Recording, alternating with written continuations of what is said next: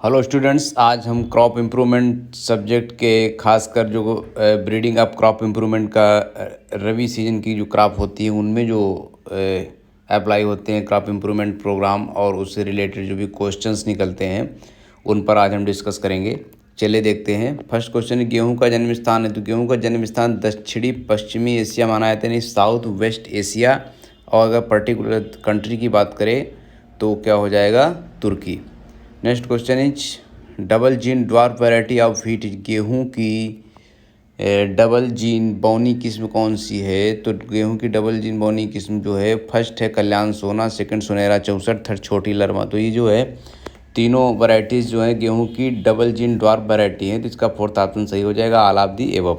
Third question is, मटर का botanical name क्या होता है? मटर का वानस्पतिक नाम क्या होता है? तो मटर का वानस्पतिक नाम जो होता है वो पाइसम सटाइवम होता है, जिसमें सब्जी मटर जो होती है उसकी वैरायटी हार्टेंस, और जबकि दाल वाली जो मटर होती है उसकी वैरायटी अरबेंस हो जाएगी। तो थर्ड नंबर क्वेश्चन का थर्ड ऑप्शन सही हो जाएगा। फोर्थ क्वेश्चन है, गेहूं में सर्वाधिक उत्पादन करने वाला राज्य। तो गेहूं के सर्वाधिक उत्पादन करने वाला, देखिए फर्स्ट ऑप्शन पंजाब दिया गया है, लेकिन पंजाब जो है इस सर्वाधिक उत्पादकता प्रोडक्टिविटी गेहूं की सबसे ज़्यादा कहाँ है? पंजाब में। लेकिन उत्पादन सबसे ज़्यादा प्रोडक्शन कहाँ होता है? उत्तर प्रदेश में। तो फोर्थ क्वेश्चन का फोर्थ ऑप्शन सही हो जाएगा। Fifth question is, single gene dwarf variety of wheat is. तो इसका फोर्थ ऑप्शन सही हो जाएगा।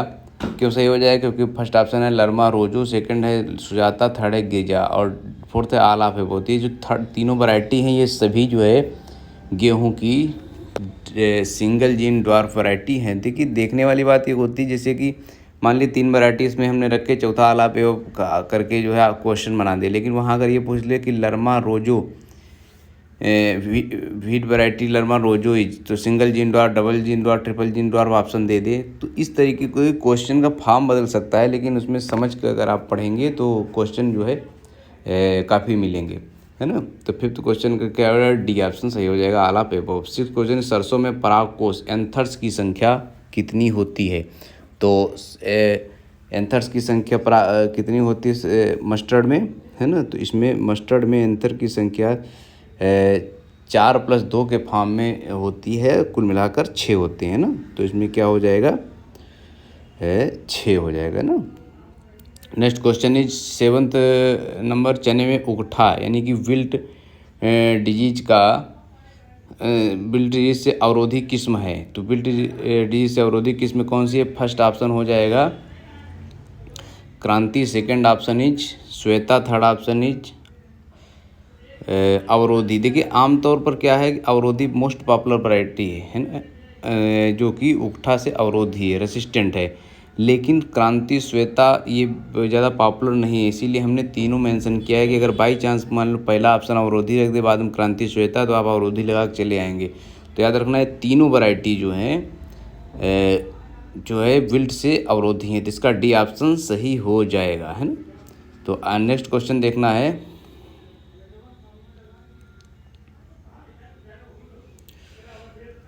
8 नंबर, चने के एस्कोचेटा ब्लाइट से अवरोधी किस्म है। तो चने के एस्कोचेटा ब्लाइट से अवरोधी किस्म कौन सी है? गौरव। तो इसका थर्ड ऑप्शन सही हो जाएगा। 9th नंबर क्वेश्चन, सरसों के वाइट रस्ट बीमारी का कारक है। तो एल्बिगो कैंडिडा जो है इससे वाइट रस्ट सरसों में होता है।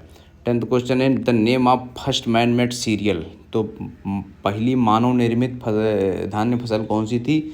तो पहली मानव निर्मित धान्य फसल जो थी वो ट्रिटिकेल थी। ट्रिटिकेल में किसका किसका, देखिए ये सब चीज़ें आप याद रखिएगा, जो हम वर्बली बता रहे हैं, लिखी हुई इसमें नहीं है लेकिन वर्बली बता रहे हैं, वो भी पूछी जा सकती है, तो वो भी ध्यान दीजिए कि the first man made serial is triticale, और ट्रिटिकेल इज डेवलप्ड बाय रिम्पू, है ना। ट्रिटिकेल में क्रॉस किसका है? एक ट्रिटिका मेस्टिवम, दूसरा सीकेल सीरियल का, है ना। तो दोनों से मिलकर ट्रिटिकम से आया, केल सीकेल से केल ले लिया गया ना, दोनों मिलाकर बनाया गया ट्रिटिकेल, जो प्रथम मानव निर्मित फसल है ना। 11th क्वेश्चन है, मटर का जन्म स्थान है। तो मटर का जन्म स्थान मेडिटेरियन क्षेत्र या कहीं कहीं पर सेंट्रल एशिया भी दिया हुआ है। तो 11 नंबर का फोर्थ ऑप्शन सही हो जाएगा। 12 number, progenitor of sunflower is. तो फर्स्ट ऑप्शन है हेलियंथस पेटियोलेरिस, सेकंड है हेलियंथस जिजेंट्स। तो इसका थर्ड ऑप्शन सही हो जाएगा, बोथ ए एंड बी, यानी कि हेलियंथस पेटियोलेरिस और हेलियंथस जिजेंट्स दोनों जो हैं तो ये सनफ्लावर के प्रोजेनेटर्स हैं। 13 नंबर क्वेश्चन, गन्ना किस कुल का पौधा है? तो देखिए गन्ना ग्रेमनी कुल का पौधा है, ठीक है।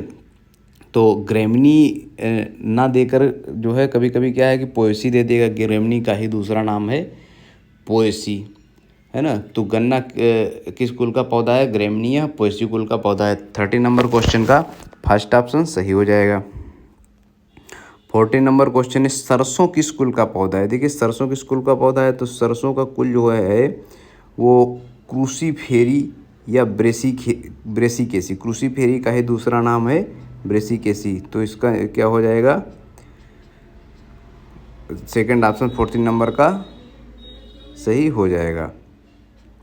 अगला है 50 नंबर हेक्साप्लाइट गेहूं में गुणसूत्रों की संख्या कितनी होती है? तो सबको पता है छगुड़ित जो गुड़ वो होते हैं, छगुड़ित गेहूं जो चपाती व्हीट होता है जिससे रोटी बनती है, जिसको ट्रिटिकम एस्टिवम कहते हैं, उसमें गुणसूत्रों की संख्या 42 होती है ना। तो ये जो है इसमें गुणसूत्रों की संख्या 15 नंबर क्या हो जाएगा? थर्ड ऑप्शन सही हो जाएगा 42। 60 नंबर क्वेश्चन बंगाल ग्राम में गुणसूत्रों की संख्या। बंगाल ग्राम मतलब होता है चना, ठीक है। तो चने में गुणसूत्रों की संख्या 16 होती है। कहीं कहीं पर दिया गया है कि देसी चना में 14 और काबुली चना में 16, लेकिन ऐसा नहीं कि चने में गुणसूत्रों की संख्या 16 ऑप्शन में ना होने की कंडीशन में हम 14 भले लगाए, नहीं तो चने में गुणसूत्रों की संख्या 16, ठीक। 70 नंबर गन्ने में किस बीमारी से बचाने के लिए एग्लाल या एरेटान का उपचार करते थे? गन्ने की एक बहुत ही फेमस बीमारी लाल सड़न, जिसको इंग्लिश में क्या कहते हैं? रेड रॉट कहते हैं। और इसका जो है किसके कारण होता है? कोलेट्रोट्राइकम फैलगेटम नामक फंगस होता है जिसके कारण लाल सड़न नामक बीमारी होती है। तो पूछ सकता है कोलेट्रोट्राइकम फैलगेटम, ठीक है। एक तो ये पूछ सकता है लाल सड़न किसकी मुख्य बीमारी है? तो गन्ने की। किससे बचाने के उपचार लाल सड़न के, है ना। एक तो ये क्रॉप इम्प्रूवमेंट से में पूछा जा सकता है, साथ साथ में प्लांट डिजीज का एक बहुत ही महत्वपूर्ण क्वेश्चन है ये, है ना। तो लाल सड़न कोलेटोट्राइकम फैलगेटम से होता है। 70 नंबर क्वेश्चन का फर्स्ट ऑप्शन सही हो जाएगा। गन्ने को किस बीमारी से बचाने के लिए एग्लाल एरेटान का उपचार करते हैं? तो फर्स्ट ऑप्शन लाल सड़न।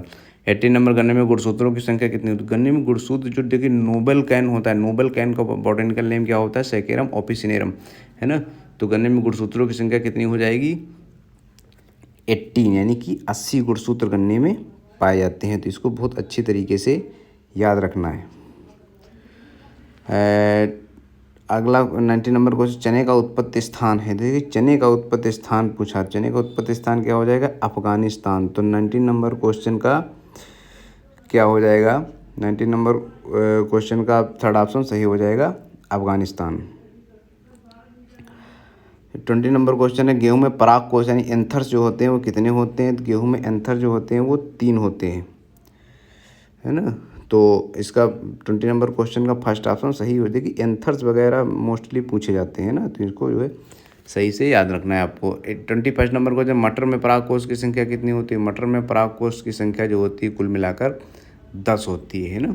तो इसका 21 का थर्ड ऑप्शन सही हो जाएगा। 22 सूरजमुखी का वानस्पतिक नाम। सूरजमुखी का वानस्पतिक नाम हेलेंथस सिनुअस। एक प्लांट ब्रीडिंग क्रॉप इम्प्रूवमेंट की एक बहुत ही बेहतरीन क्लास हमने ऑलरेडी पहले से बना रखी है, जिसका लिंक हम इसके डिस्क्रिप्शन में दे देंगे। और साथ साथ में क्रॉप इम्प्रूवमेंट मतलब इस चैनल पे सर्च करके भी आप लोग देख सकते हैं इसको। वैसे इसका लिंक हम इसमें दे देंगे डिस्क्रिप्शन में, जिसमें हमने बहुत अच्छे से समझाया है।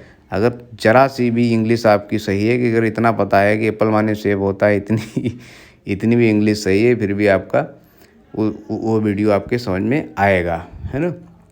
तो वहाँ से आप लोग पढ़ सकते हैं। वो पूरा जो है अच्छी तरीके से केवल सिलेबस बेस पर ही पूरा वीडियो बनाया गया है, उसको भी आप लोग देख सकते हैं। नेक्स्ट क्वेश्चन इज सूरजमुखी का वानस्पतिक नाम हेलेंथस सिनुअस। 22 का फर्स्ट ऑप्शन सही हो जाएगा। 23 निम्न में स्वपरागित फसलें। स्वपरागित फसल नहीं है। तो देखिए सूरजमुखी जो होती है इसमें पर परागण होता है, बाकी चना मटर और गेहूं में क्या होता है? स्वपरागण होता है। तो देखिए एक और देखने वाली बात है क्या, कि सूरजमुखी में जो पर परागण होता है वो कौन सा होता है? एंटोमोफिलिक होता है ना। कीट द्वारा जो परागण होता है उसको क्या कहते हैं? एंटोमोफिलिक। तो ये भी याद रखना, सूरजमुखी में पर परागण होता है किसके द्वारा? एंटोमोफिलिक, यानी कि कीटों द्वारा होता है ना।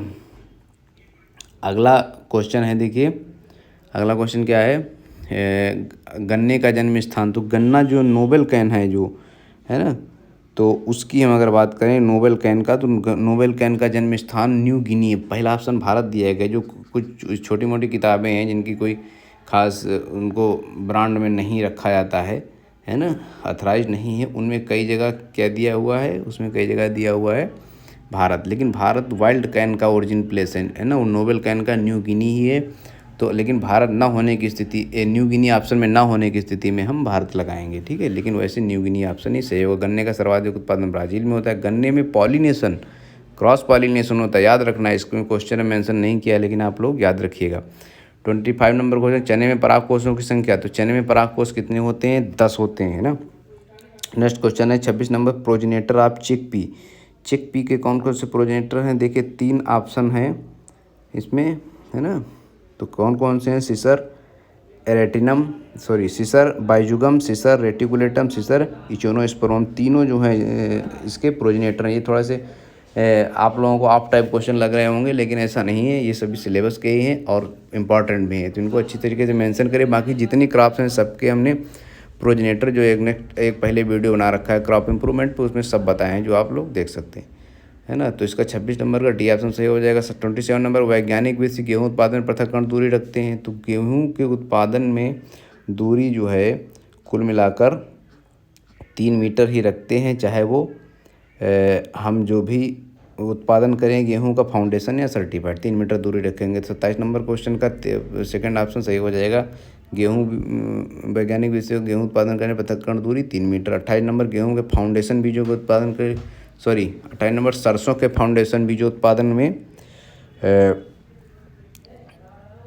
सरसों के बीज उत्पादन में पृथक्करण दूरी कितनी रखते हैं? तो 50 मीटर। देखिए फाउंडेशन बीज आमतौर पर जो सर्टिफाइड अगर बीज उत्पादन पूछ ले तो फाउंडेशन हमने सबका बता रखा है इसमें। अगर सर्टिफाइड पूछ ले तो वही फाउंडेशन की आधी सर्टिफाइड में होगी। 99% केसेस में ऐसा होता है कि फाउंडेशन की आधी दूरी सर्टिफाइड बीज उत्पादन में रखते हैं। 28 नंबर पर है सरसों के फाउंडेशन बीज उत्पादन के लिए पृथक्करण दूरी 50 मीटर। तो अगर यहीं पर ये पूछ लेता कि सरसों के सर्टिफाइड बीजोत्पादन के लिए पृथक्करण दूरी, तो 25 मीटर। आम 99% केसेस में ऐसा होता है, ठीक है।